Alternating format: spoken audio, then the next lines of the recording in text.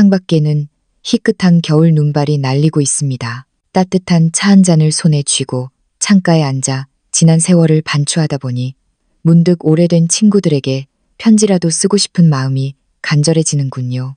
안녕하세요, 오랜 번님들. 그리고 저와 함께 이 인생의 황혼길을 걸어가고 계신 동년배 여러분. 저는 올해로 꼭 일흔이 된 은퇴한 의사 최입니다. 서울 해화동에 있는 서울대학교 병원 노년내과에서 청진기를 목에 걸고 환자들을 돌본 지 어언 43년이 흘렀습니다. 반평생을 병원이라는 공간에서 삶과 죽음이 교차하는 그 치열한 최전선에서 보냈지요. 이제는 현직에서 물러나 평범한 할아버지가 되었지만 의사 가운을 벗고 나니 비로소 보이는 것들이 있습니다. 오늘 저는 여러분께 조금 아프게 들릴 수도 있는, 하지만 반드시 짚고 넘어가야 할 폐부를 찌르는 질문 하나를 던지려 합니다. 여러분 주위에도 혹시 이런 사람들이 있지 않습니까? 남부러울 것 없는 재력에 효심 깊은 자식들, 최고급 의료 혜택까지 모든 조건을 완벽하게 갖추었음에도 불구하고 겉보기에 훨씬 초라하고 평범한 조건을 가진 노인들보다 더 허망하게 세상을 떠나는 사람들 말입니다. 지난달 저는 2번의 장례식에 다녀왔습니다. 그 두 죽음의 대조적인 풍경이 제 가슴에 깊은 파문을 남겼습니다. 첫 번째 장례식은 우리 병원에서 정년 퇴임하셨던 민 원장님의 빈소였습니다. 그는 서울 평창동에 100평이 넘는 대저택에 살았고 매년 수백만 원짜리 정밀 건강검진을 받았으며 해외에서 공수해온 최고급 영양제를 식사처럼 챙겨 드시던 분이었습니다. 의학적 지식도 풍부했고 자본도 충분했지요. 하지만 그는 향년 72세, 너무나도 이른 나이에 급성 심근경색으로 갑작스럽게 우리 곁을 떠났습니다. 영정사진 속 그의 얼굴은 여전히 자신만만해 보였지만 국화꽃 향기 속에 묻힌 그의 죽음은 너무나 황망했습니다. 조문객들은 화려한 화환 사이에서 낮은 목소리로 탄식했습니다. 그렇게 좋은 걸 다 먹고 그렇게 관리를 했는데 어찌 이리 빨리 간단 말인가. 그리고 며칠 뒤 저는 또 다른 장례식장을 찾았습니다. 제가 사는 아파트 단지에서 20년 넘게 경비원 겸 청소부로 일하셨던 강영감님의 빈소였습니다. 그는 평생을 허리띠 졸라매며 검소하게 사셨습니다. 낡은 주공 아파트의 작은 평수에서 사셨고 비싼 보약은커녕 제철 나물에 된장찌개를 드시는 게 낙이셨던 분입니다.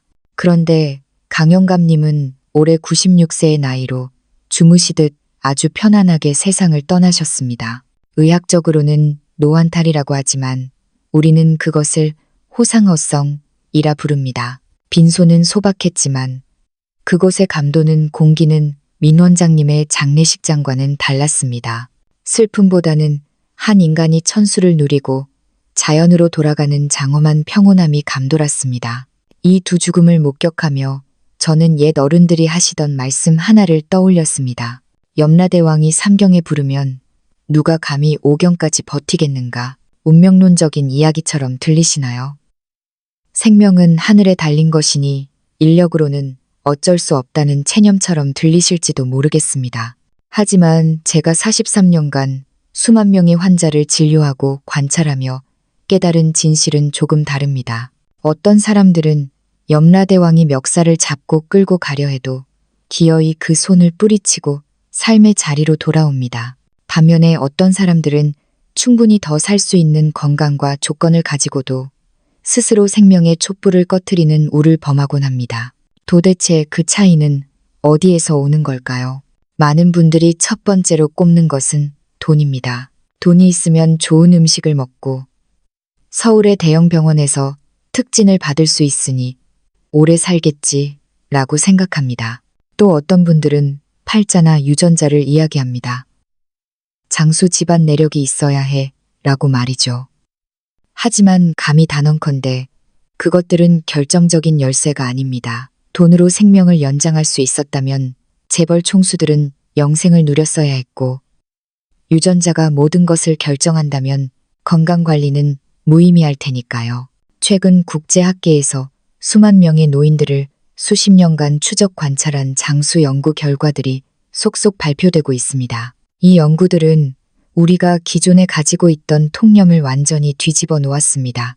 유전자는 당신 수명의 천장한계치를 결정할 뿐이다. 하지만 당신이 그 천장에 손끝이라도 닿을 수 있을지 아니면 바닥에서 맴돌다 갈지는 전적으로 후천적인 노력에 달려 있다. 그리고 그 노력이란 거창한 의학적 시술이나 비싼 약물이 아닙니다. 아주 구체적이고 실천 가능한 6가지 지표에 달려 있습니다. 이 6가지는 복잡한 MRI 검사나 혈액 분석 수치가 아닙니다. 여러분의 일상 속에서 매일 반복되는 6가지 사소한 습관들입니다. 만약 여러분이 지금 75세에서 89세 사이의 연령대에 계시다면 제 이야기에 귀를 기울여 주십시오. 이 구간은 생물학적으로나 사회적으로나 생사의 갈림길이 되는 매우 중요한 시기입니다. 이 6가지 지표 중 3가지 이상만 제대로 실천하고 계신다면 저는 제 의사 면허를 걸고 장담할 수 있습니다. 여러분이 95세, 아니 그 이상을 살아낼 확률은 동년배들보다 3배 이상 높습니다. 잠시 후 저는 이 6가지 비밀을 하나하나 상세하게 풀어드릴 것입니다. 제가 항목을 설명할 때마다 마음속으로 조용히 채점표를 그려보시기 바랍니다. 나는 과연 몇 가지나 해당되는가? 스스로를 진단해보는 시간이 되기를 바랍니다. 본격적인 이야기에 앞서 왜 하필 75세에서 89세일까요? 왜 제가 이 연령대를 그토록 강조하는 것일까요? 한국 사회의 정서상 노인이 75세를 넘기면 마음속에 형용할 수 없는 무거운 압박감이 자리 잡기 시작합니다. 칠순 잔치를 할 때만 해도 아직 청춘이다라며 웃지만 70대 중반을 넘어서면 분위기가 달라집니다. 이 압박감은 단순히 죽음이 두렵다는 공포가 아닙니다. 그것은 바로 존엄에 대한 공포입니다. 혹시 내가 자식들에게 짐이 되지는 않을까? 긴 병치레로 가족들을 고생시키면 어쩌나? 내 발로 화장실도 못 가게 되면 어떡하나? 이런 걱정들이 노년의 삶을 잠식합니다. 저는 진료실에서 수많은 어르신을 보았습니다. 몸이 아파도 자식들이 걱정할까봐 혹은 병원비가 아까워서 꾹 참다가 병을 키워 오시는 분들을요. 의학적으로는 이를 노쇠증후군 프레일티 신드롬의 전조라고 볼 수 있습니다. 노년의 건강은 어느 날 갑자기 댐이 무너지듯 붕괴하는 것이 아닙니다. 다리의 힘이 조금씩 풀리고 입맛이 소금기 없는 국처럼 밍밍해지고 잠자리가 예전 같지 않게 뒤척여지는 사소한 변화들에서 시작됩니다. 마치 벼랑 끝에 서 있는 것처럼 아주 작은 바람에도 휘청거리며 추락할 수 있는 상태가 되는 것이죠. 하지만 여기서 희망적인 소식을 전해드리고 싶습니다. 노화는 롤러코스터처럼 걷잡을 수 없이 아래로만 곤두박질 치는 과정이 아닙니다. 우리가 어떻게 대처하느냐에 따라 그 속도를 늦출 수 있는 일시 정지 버튼이 분명히 존재합니다. 심지어 어떤 기능들은 훈련을 통해 시간을 거슬러 올라가듯 회복되기도 합니다. 오늘 제가 말씀드릴 6가지 기준은 여러분을 위한 무료 정밀 건강검진이나 다름없습니다. 병원에 가지 않고도 여러분의 신체가 앞으로 다가올 10년, 20년을 버텨낼 내구성이 있는지 판단할 수 있는 시금석이 될 것입니다. 이 6가지 기준은 우리 몸을 지탱하는 6대 시스템과 정확히 맞물려 있습니다. 첫 번째는 걷기 능력을 통한 심폐 기능과 근육의 상태. 두 번째는 수면의 질을 통한 신경계 회복 능력. 세 번째는 식사를 통한 소화 및 대사 기능. 네 번째는 두뇌 활동을 통한 인지 예비능, cognitive reserve. 다섯 번째는 감정 조절을 통한 내분비계의 균형. 그리고 마지막 6번째, 가장 결정적인 일상생활 수행 능력, ADL입니다. 지금 이 말씀을 들으시고, 아이고, 나는 무릎도 쑤시고, 허리도 아픈데, 벌써 글렀네. 라며 낙담하시는 분이 계실지도 모르겠습니다. 하지만 섣부른 판단은 금물입니다. 제 설명을 끝까지 듣고 나면 어라, 내 몸이 생각보다 꽤 쓸만하구나. 아직 희망이 있구나 라고 무릎을 치시게 될지도 모릅니다. 저는 평생을 의학 서적과 환자 차트 속에서 살았지만 어려운 의학 용어는 쓰지 않으려 합니다. 옆집 할아버지가 들려주는 옛날 이야기처럼 아주 쉽고 명확하게 그리고 당장 오늘부터 실천할 수 있는 방법들을 알려드리겠습니다. 기억하십시오.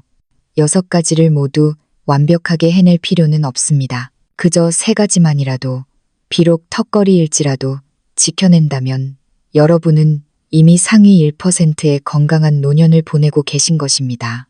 자, 그럼 준비되셨습니까? 우리 몸이 보내는 첫 번째 신호, 걷기에 대한 이야기부터 시작해 보겠습니다. 첫 번째 신호, 대지를 딛는 힘. 그 걸음걸이에 대하여 자, 이제 돋보기를 고쳐 쓰고 본격적으로 첫 번째 항목을 들여다보겠습니다. 6가지 지표 중 가장 직관적이면서도 타인의 눈에 가장 먼저 들어오는 것이 바로 이것입니다. 여러분께 단도직입적으로 묻겠습니다. 누군가의 부축도 받지 않고 벽을 짚지도 않은 채 오로지 2다리의 힘만으로 30분 동안 쉬지 않고 걸어본 것이 언제입니까? 옛말에 사람은 다리부터 늙고 나무는 뿌리부터 늙는다는 말이 있습니다. 저는 이 말을 의학 교과서에 그 어떤 명제보다 신뢰합니다. 지난 40여 년간 진료실 문을 열고 들어오는 환자들의 모습만 봐도 그분이 앞으로 얼마나 더 사실 수 있을지 대략적인 짐작이 가능했습니다.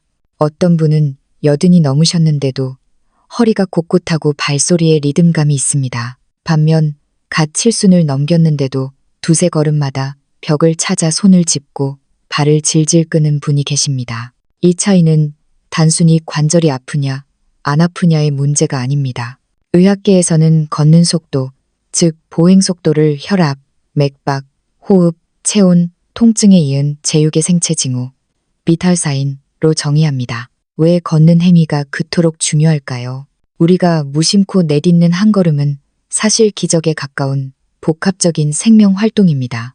뇌가 움직이라는 명령을 내리면 신경망이 그 신호를 다리로 전달하고 심장은 근육에 막대한 산소와 혈액을 펌프질에 보냅니다. 뼈는 체중을 지탱하고 근육은 수축과 이완을 반복하며 손에는 흔들리는 무게중심의 균형을 잡습니다. 즉, 걷는다는 것은 우리 몸이라는 거대한 공장의 모든 기계가 오차 없이 맞물려 돌아가야만 가능한 전신 운동인 것입니다. 어느 한 부품이라도 고장이 나면 걸음은 느려지고 비틀거리게 됩니다. 미국 피츠버그 대학에서 65세 이상 노인 3만 5천 명을 대상으로 진행한 대규모 추적 연구가 있습니다.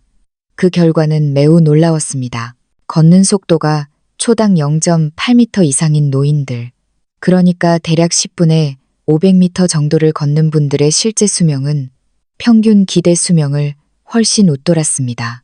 만약 여러분이 75세가 넘었는데도 초당 1m의 속도를 유지하고 계신다면 여러분의 심폐 기능과 근육량은 아직 장년층의 꼬리를 붙잡고 있을 만큼 훌륭하다는 증거입니다. 제 환자 중에 조영감님이라는 분이 계십니다.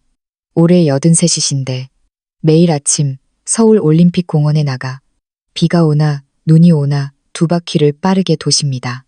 우연히 공원에서 그분을 뵈었는데 뒷모습만 보면 60대라고 해도 믿을 정도였습니다. 등은 대나무처럼 고닫고 발바닥은 땅을 움켜쥐듯 힘차게 내디드시더군요. 제가 뒤에서 아버님 하고 부르며 쫓아가려면 종종 걸음으로 뛰어야 할 판이었습니다. 조 영감님은 늘 이렇게 말씀하십니다. 최 선생, 내 2다리로 걷고 싶은 곳을 마음대로 갈 수 있는데 내가 왜 늙은이인가? 그 자신감 덕분일까요? 작년 건강검진에서 그분의 혈관 탄력도는 환갑인 아들보다 더 좋게 나왔습니다. 동료 의사들도 혀를 내두르며 이분은 95세까지 거뜬하시겠다고 보증했지요. 자, 그렇다면 내 걷기 실력은 어느 정도일까요? 냉정하게 체크해 봅시다. 첫 번째 체크리스트, 보행 능력, 계단 오르기. 난간이나 사람의 부축 없이 혼자서 계단을 오르내릴 수 있습니까? 이는 허벅지와 종아리의 근력을 보여줍니다. 균형, 감각, 걸을 때 머리가 핑 도는 어지러움이나 발이 꼬이는 느낌 없이 땅바닥만 쳐다보지 않고 정면을 보고 걸을 수 있습니까? 이는 손의 평형 감각을 의미합니다. 지구력, 숨이 차서 헐떡이거나 다리가 풀리지 않고 20분에서 30분 정도를 쉬지 않고 계속 걸을 수 있습니까?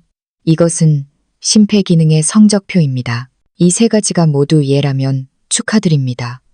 여러분은 장수를 위한 가장 강력한 엔진을 가지고 계신 겁니다. 혹시 나는 좀 부족한데 라며 실망하셨나요? 괜찮습니다. 지금부터라도 뒤꿈치 들기, 나 벽에 기대어 투명해자 자세하기를 하루에 5분씩만 해보십시오. TV를 보면서 하셔도 좋습니다. 이 사소한 습관이 허벅지와 종아리 근육을 단단하게 만들어 낙상을 예방하고 수명을 늘리는 가장 확실한 투자가 될 것입니다.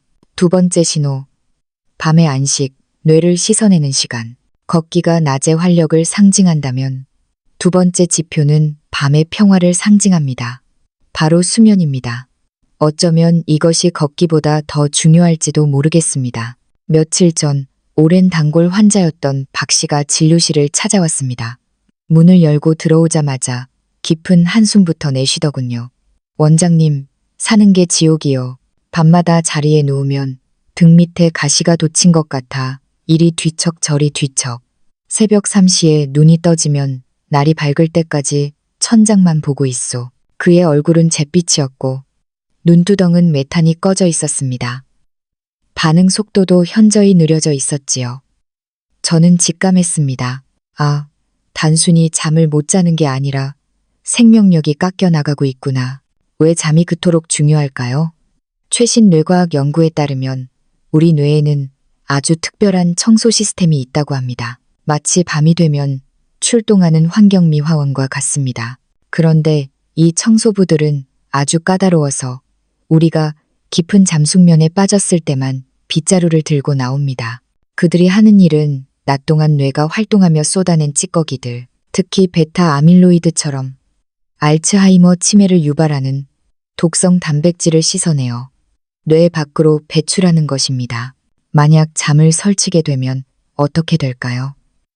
이 쓰레기들이 치워지지 않고 뇌 속에 차곡차곡 쌓이게 됩니다.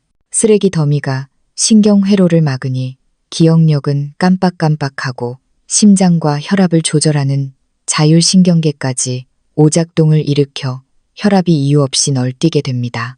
통계에 따르면 75세 이상 노인 중 양질의 수면을 유지하는 분들은 치매 발병 위험이 절반 이하로 뚝 떨어진다고 합니다. 그래서 저는 항상 잘 자는 노인이 잘 산다고 입버릇처럼 말합니다. 잠이 보약이라는 말은 결코 빈말이 아닙니다.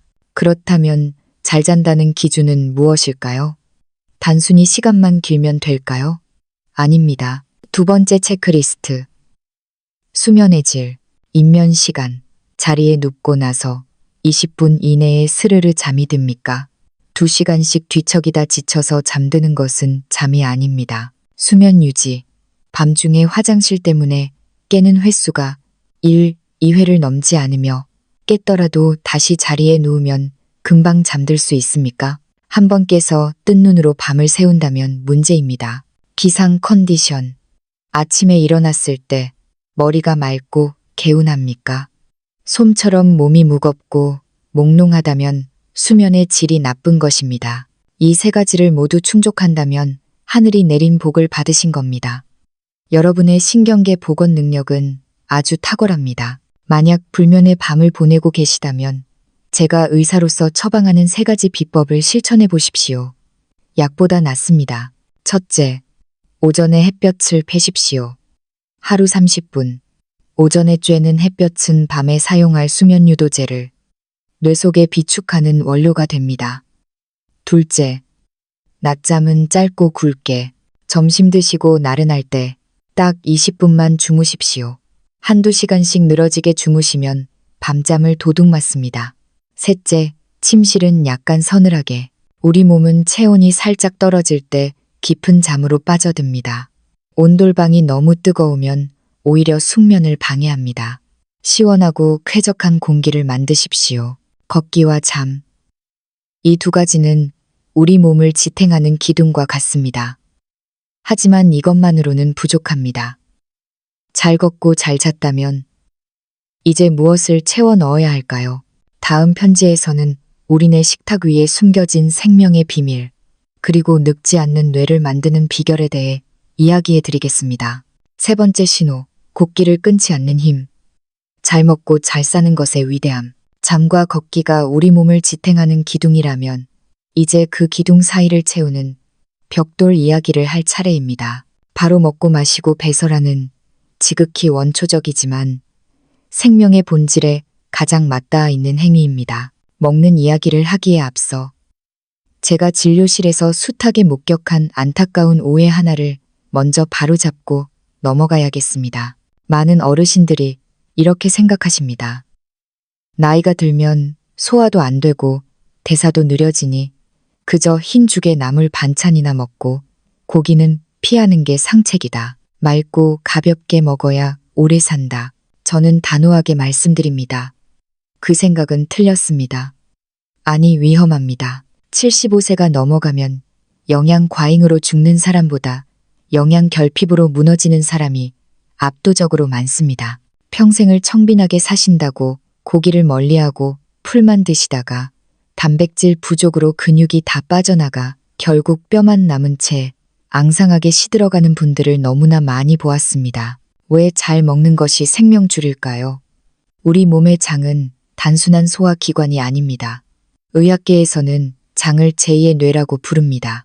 놀랍게도 우리 몸을 지키는 면역세포의 70%가 바로 이 구불구불한 장 속에 진을 치고 있습니다. 장이 튼튼하다는 것은 곧 적군을 막아낼 성벽이 견고하다는 뜻입니다. 일본의 장수 연구 결과에 따르면 노년기에 단백질 섭취가 부족하거나 만성 변비로 독소가 배출되지 못하고 체내로 재흡수되면 암이나 심혈관 질환에 걸릴 확률이 기하급수적으로 치솟는다고 합니다. 옛 어른들이 밥심으로 산다. 잘 먹는 게 남는 거다. 라고 하신 말씀은 단순한 덕담이 아니라 생존의 철학이 담긴 과학이었습니다. 제 친구 중에 부산에 사는 한 사업가가 있습니다. 그의 아버님은 올해 98이신데 지금도 자갈치 시장 근처 단골 식당에 가서 식사를 즐기십니다. 그분이 가장 좋아하시는 메뉴가 뭔지 아십니까? 푹 삶은 돼지 수육과 갈비찜입니다. 그것도 공기밥 한 그릇을 뚝딱 비워내시죠. 가족들이 아버님, 고기는 소화가 안 되니 좀 줄이세요. 라고 말리면 담당 주치의가 오히려 손사래를 칩니다. 놔두세요.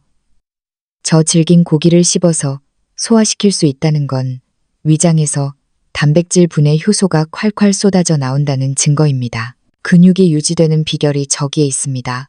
그 아버님은 지금도 지팡이 하나 없이 부산의 비탈길을 성큼성큼 걸어 다니십니다. 감기 한번 걸리는 법이 없지요. 자, 여러분의 소화기관은 안녕하십니까? 다음 세 가지를 점검해 보십시오. 세 번째 체크리스트. 소화 및 대사 능력, 건강한 허기. 식사 때가 되면 배가 고프고 맛있는 음식을 보면 군침이 돕니까? 입맛이 없다. 모래알 씹는 것 같다는 말이 나오지 않아야 합니다. 저장 능력. 편식하지 않고 고기나 깍두기처럼 다소 딱딱한 음식도 잘 씹어 넘기십니까? 튼튼한 치아와 턱 힘은 오복 중 하나입니다. 쾌변의 기쁨. 이 부분이 정말 중요합니다. 관장약이나 변비약의 도움 없이 매일 혹은 격일로 시원하게 변을 보십니까?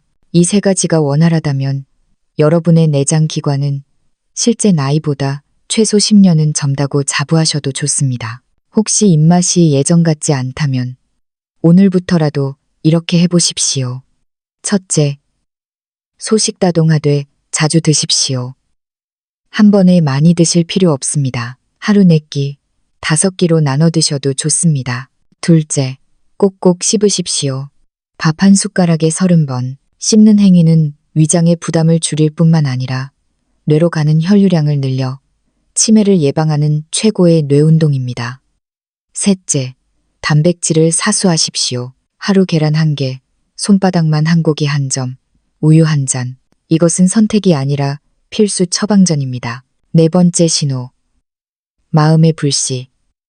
아직 태워야 할 뺀감이 있는가? 지금까지 몸버디에 대해 이야기했다면 이제는 정신민, 즉 뇌의 영역으로 들어가 보겠습니다. 네 번째 지표는 당신 마음속에 아직 하고 싶은 일이 남아있는가입니다. 은퇴 후의 노인들을 관찰해보면 크게 두 부류로 나뉩니다. 첫 번째 부류는 삶이 기다림으로 채워진 분들입니다. 아침 먹고 점심 기다리고, 점심 먹고 저녁 기다리고, 밤이 되면 잠을 기다립니다. 그리고 가끔 울리는 자식들의 안부 전화를 기다립니다. 소파에 앉아 멍하니 TV만 바라보는 이분들의 눈빛은 빠르게 흐릿해집니다. 두 번째 부류는 여전히 현역처럼 바쁜 분들입니다. 칠순에 붓을 들어 그림을 배우고, 팔순에 주식시장을 분석하고, 구순이 되어서도 경로당에서 화투패를 섞으며 승부욕을 불태우는 분들입니다. 놀랍게도 장수하는 분들은 대부분 후자에 속합니다.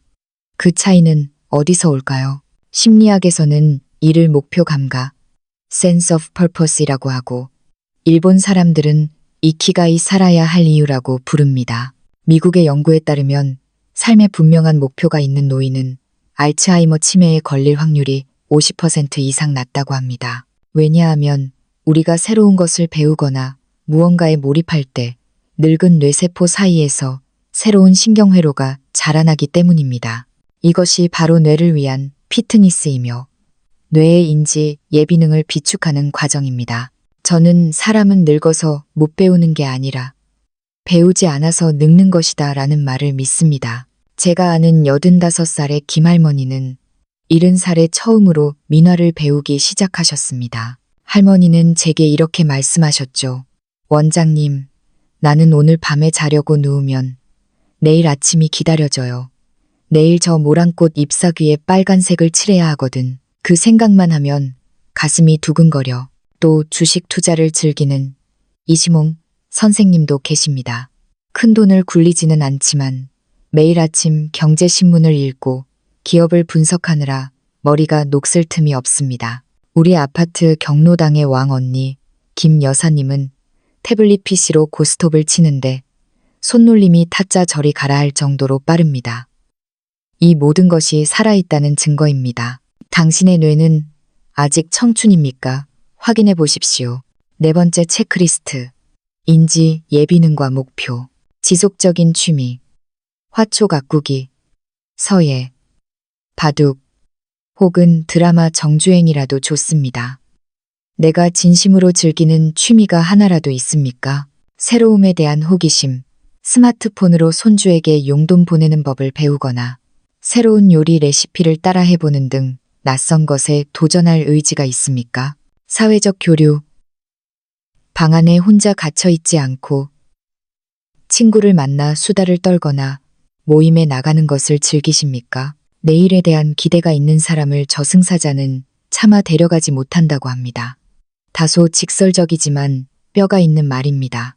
혹시 지금 나는 아무 낙이 없다고 느끼신다면 오늘부터 아주 작은 목표를 세워보십시오.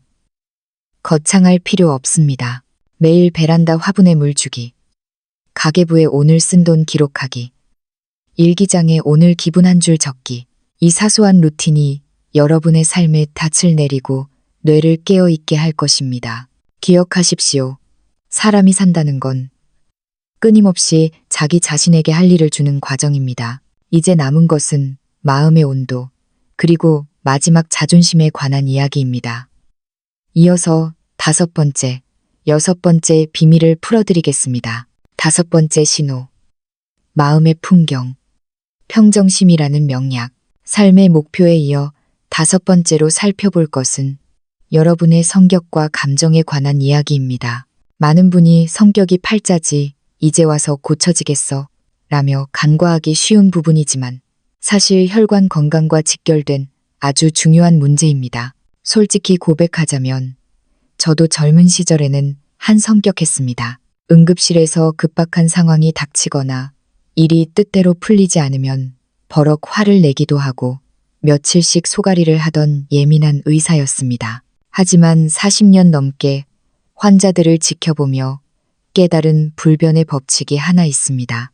진정으로 장수하는 노인들 치고 핏대를 세우며 화를 내거나 매사에 깐깐하게 따지는 분은 거의 없다는 사실입니다. 그분들의 얼굴은 대부분 부처님처럼 온화하고 츠메산무, 말투는 부드러우며 세상만사를 허허 그럴 수도 있지 하며 넘기는 여유가 배어 있습니다. 이것은 단순히 인격 수양의 문제가 아닙니다. 지극히 냉정한 생물학적 메커니즘입니다. 사람이 화를 내거나 극도의 불안을 느끼면 우리 몸의 부신 아드레날 글랜에서는 코르티솔 코티소이라는 스트레스 호르몬을 뿜어냅니다. 젊을 때야 이 호르몬이 금방 분해되어 사라지지만 노년기에는 다릅니다. 몸속에 잔류한 고농도의 코르티솔은 혈관을 빨래 짜듯 수축시키고 혈압을 미친 듯이 춤추게 하며 혈당을 교란하고 면역 체계를 억누릅니다. 쉽게 말해 노년의 경록이는 낡은 혈관에 가하는 폭격과도 같습니다. 저는 실제로 배우자와 말다툼을 하다가 혹은 자식 문제로 크게 화를 낸 직후에 뇌출혈이나 심근경색으로 실려와서 영영 돌아오지 못한 분들을 너무나 많이 보았습니다. 우리 아파트 단지에 사는 두 할머니 이야기를 해드릴까요? 두 분 다 80이 넘으셨지만 삶의 질은 천지 차이입니다. 백일동에 사는 여사님은 별명이 걱정 인형입니다. 아들 내외의 일거수일투족을 알아야 하고 며느리가 김치를 담그는 방식부터 손주 학원 문제까지 간섭해야 직성이 풀립니다. 자식들이 전화를 늦게 받으면 화병이 나서 끙끙 앓지요. 그 결과가 어떨까요? 심장 스텐트 시술만 벌써 3번을 했고 식탁 위에는 혈압약과 안정제가 한 주먹입니다. 반면 백오동의 장잔 여사님은 우리가 보살 할매라고 부릅니다. 자식들이 지지고 볶든 말든 지들 인생 지들이 알아서 하겠지라며 귀만 열어두고 입은 닫으십니다. 대신 매일 복지관에 나가 라인 댄스를 추며 하하호호 웃으십니다. 올해 86이신데 아직 돋보기 없이 신문을 읽으실 정도로 정정하십니다. 장 여사님의 입버릇은 명언입니다. 자식 농사는 하늘에 맡기는 거야. 늙어서 자식 머슴 노릇 해봤자 뼈만 사가. 자, 여러분의 감정 날씨는 어떻습니까? 5번째, 체크리스트. 정서적 안정성, 회복 탄력성. 물건을 잃어버리거나 자식에게 서운한 일이 생겼을 때 며칠씩 끙끙 앓지 않고 액토레따 치자라며 털어낼 수 있습니까? 낮은 불안감, 닥치지 않은 미래를 미리 걱정하거나 죽음에 대해 과도한 공포를 느끼지 않고 담담하게 오늘을 즐기십니까? 미소, 하루에 몇 번이나 소리내어 웃으십니까? 얼굴에 엷은 미소를 띠고 있는 노인은 확실히 더 오래 삽니다. 이 3가지가 가능하다면 여러분의 내분비 시스템은 아주 평온하게 작동하고 있다는 증거입니다. 혹시 욱하는 성질을 다스리기 힘들다면 제가 쓰는 사호흡법을 알려드리겠습니다. 화가 머리끝까지 치밀어 오를 때 딱 멈추고 깊게 숨을 들이마시며 속으로 하나, 둘, 셋, 넷을 셉니다. 그리고 천천히 내뱉으며 다시 넷을 셉니다. 이걸 3번만 반복해 보세요. 부교감 신경이 활성화되면서 거짓말처럼 몸의 긴장이 풀릴 것입니다. 기억하십시오. 이 나이에는 내가 행복한 것이 자식들에게 해줄 수 있는 가장 큰 효도이자 기여입니다. 감정이 평온해야 혈압이 잡히고 혈압이 잡혀야 명이 길어집니다. 6번째 신호, 최후의 보루, 존엄을 지키는 자립. 이제 마지막 6번째 지표입니다. 앞에 5가지가 장수를 위한 가산점이라면 이 마지막 항목은 생존을 위한 합격선 컷다입니다. 이 이야기를 할 때면 저도 모르게 목소리에 힘이 들어갑니다. 그만큼 중요하기 때문입니다. 만약 여러분이 8순, 9순이 되어서도 혼자서 옷을 갈아입고 샤워를 하고 방을 치우고 지팡이를 짚고서라도 시장에 가서 두부를 사와 된장찌개를 끓일 수 있다면 제발 그 사실을 자랑스러워 하십시오. 눈물이 날 만큼 대단하고 위대한 일입니다. 노년의학에서는 이를 일상생활 수행 능력, ADL, Activities of Daily Living 이라고 부릅니다. 이것은 그 어떤 정밀 건강검진 수치보다 여러분의 향후 5년, 10년 생존율을 정확하게 예측하는 지표입니다. 왜 혼자 하는 것이 이토록 중요할까요? 단순히 밥을 차리는 행위를 예로 들어봅시다. 냉장고에서 재료를 꺼내려면 균형 감각이 필요하고, 칼질하려면 섬세한 손 근육과 눈의 협응력이 필요하며, 조리 순서를 생각하려면 뇌의 기획력이 필요합니다. 즉, 집안일은 고도로 훈련된 종합 신체 훈련입니다. 연구에 따르면 노인이 스스로를 돌볼 능력자림, 그럼 잃고 타인의 수발에 전적으로 의존하게 되는 순간 사망률은 기하급수적으로 치솟습니다. 삶의 통제권을 잃었다는 무력감이 생의 의지를 꺾어버리기 때문입니다. 많은 효자, 효녀들이 실수를 범하는 지점이 여기입니다. 어머니, 가만히 앉아 계세요. 물도 제가 떠다 드릴게요. 청소도 제가 할게요. 물론 마음은 고맙지만 안전에 위협이 되지 않는 선에서는 노인이 직접 움직이게 하는 것이야말로 진정한 효도입니다. 내가 아직 쓸모있는 인간이구나.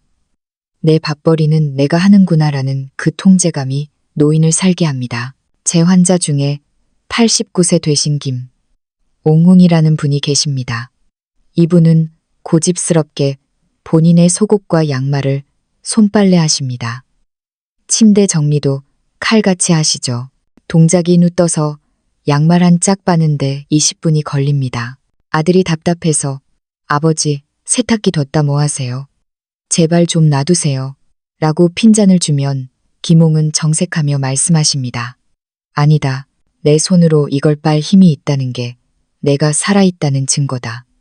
이걸 놓으면 나는 끝이야. 그 당당한 자존감이 그분을 지탱하는 힘입니다.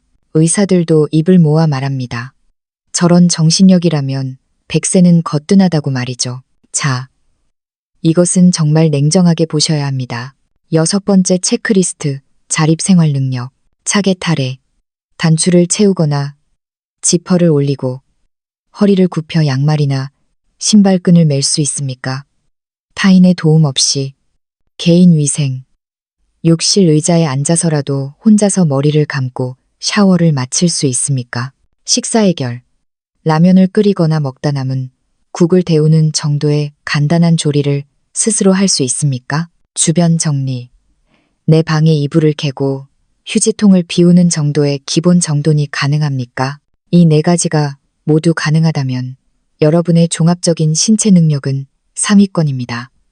제 간곡한 조언은 이것입니다. 할 수 있는 한 끝까지 이 권리를 포기하지 마십시오. 조금 느려도 괜찮고 설거지 그릇에 고춧가루가 좀 묻어 있어도 괜찮습니다. 스스로 움직이는 것이야말로 가장 강력한 항노화제입니다. 단, 주의사항이 하나 있습니다. 객기는 부리지 마십시오. 높은 선반 위에 물건을 꺼내려고 의자 위에 올라가거나 무거운 짐을 억지로 드는 것은 금물입니다. 자립은 존엄을 지키기 위함이지 무모한 도전을 위한 것이 아니니까요. 자, 이제 1번부터 6번까지 장수를 향한 6개의 관문을 모두 통과했습니다. 과연 여러분의 성적표는 어떠한가요? 마지막으로 이 모든 것을 종합하고 제가 43년 의사 생활을 걸고 여러분께 드리는 마지막 당부를 전하며 편지를 맺으려 합니다. 생애 성적표. 당신은 몇 개의 별을 가슴에 달고 계십니까? 자, 긴 이야기를 나누었습니다.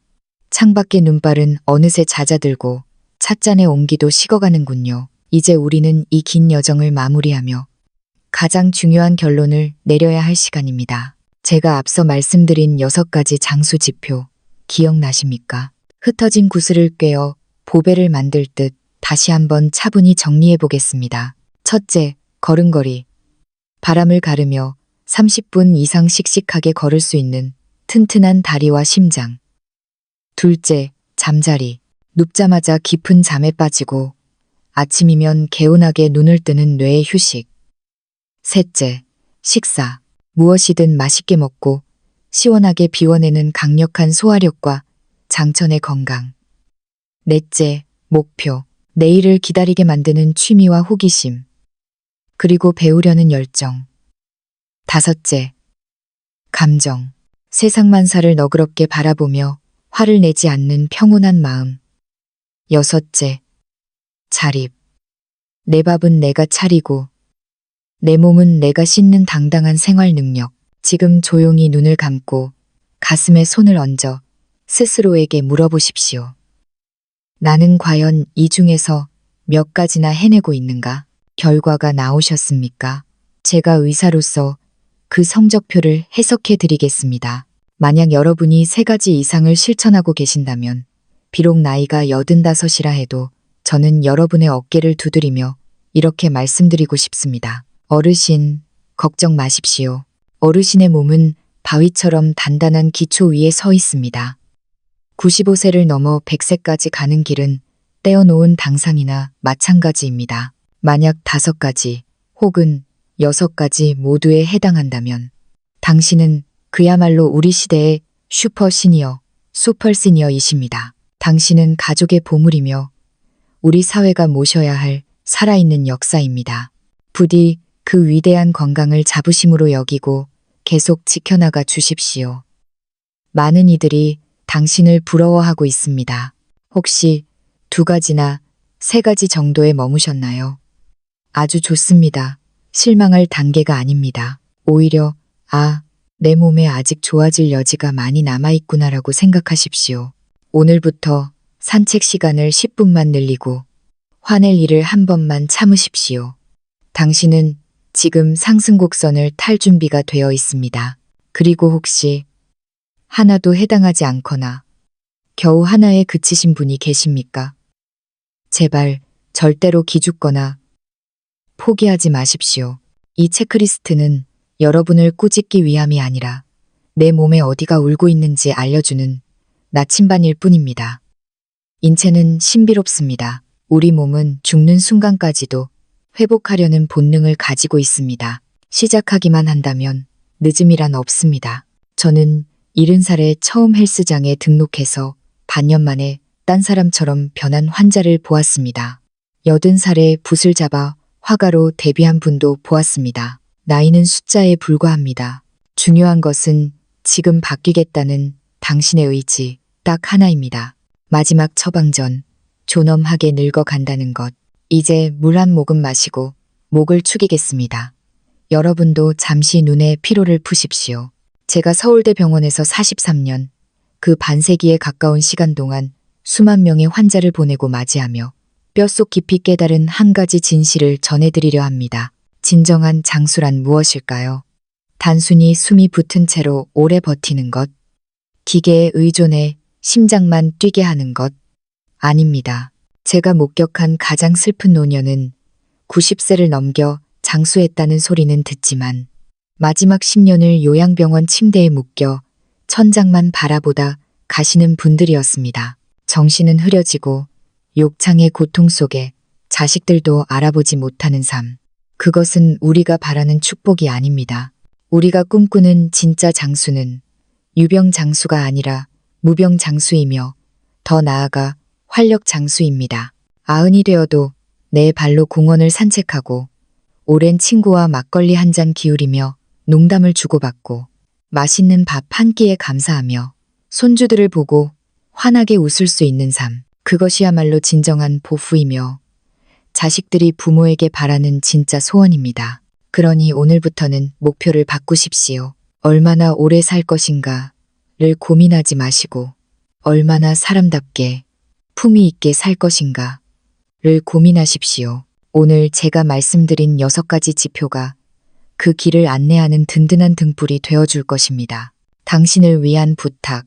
오늘 제 이야기가 여러분의 마음속 불안을 조금이라도 덜어드리고 나도 할 수 있다는 자신감을 심어드렸다면 의사로서 더 바랄 것이 없습니다.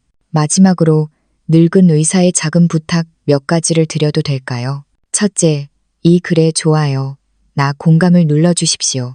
여러분의 작은 손짓이 제가 이야기를 계속할 수 있는 힘이 되고 더 많은 분이 이 건강의 지혜를 접할 수 있는 다리가 됩니다. 둘째, 이 이야기를 사랑하는 사람들에게 공유해 주십시오. 평생을 함께한 아내나 남편, 사돈, 어른, 그리고 사랑하는 아들, 딸, 며느리, 사위에게 보여주십시오. 건강하게 늙어가는 지혜는 온 가족이 함께 알아야 할 최고의 유산입니다. 셋째, 댓글로 여러분의 점수를 알려주십시오. 나는 사계다. 나는 이계지만 노력하겠다. 혹은 여러분만의 건강 비결이 있다면 나눠주십시오. 저는 여러분의 댓글을 하나하나 꼼꼼히 읽을 것이며 궁금한 점에는 성심껏 답변해 드리겠습니다. 우리 함께 건강의 복을 나누는 사랑방을 만들어 봅시다. 오늘의 진료는 여기까지입니다. 저는 여러분의 영원한 건강 주치의 닥터 최였습니다. 이 글을 읽으시는 모든 어르신과 그 가족분들께 진심을 담아 기원합니다. 동해 물과 백두산이 마르고 닳도록 건강하시고 만수무강 만서무장 하십시오. 무엇보다 몸만 건강한 것이 아니라 매일매일이 즐겁고 존엄하며 가치 있는 나날이 되시기를 두 손 모아 빕니다. 제 이야기가 도움이 되셨다면 구독 버튼을 누르는 것도 잊지 마십시오. 다음번에는 더 실용적이고 알찬 건강 정보 보따리를 들고 찾아오겠습니다. 그때까지 부디 강령하십시오. 안녕히 계십시오.